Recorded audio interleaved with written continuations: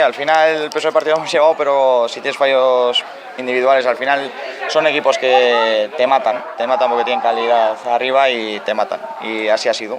Bueno, el equipo ha empezado bien, ha empezado dominando el partido, pero bueno, lo que dices, ¿no? Quizá falta de llegar con más claridad arriba. Pues mira, el resumen, ya de los últimos 8 partidos hemos metido un gol.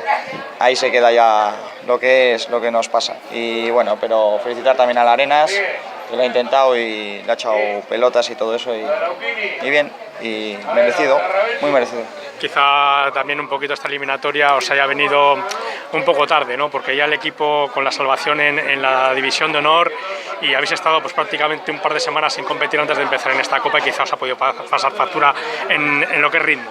Sí, al final, mira, salvas a falta de 7 jornadas, con lo cual ya no te juegas nada.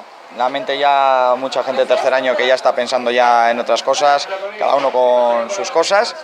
Y nada, no hemos competido, es más, de los últimos 6 partidos hemos empatado 1, o sea, no hemos conseguido terminar bien la temporada. Luego aparte hay 4 semanas de parón antes de iniciar la Copa, con lo cual ya esto se nos ha ido, y es que el equipo físicamente pues no estaba.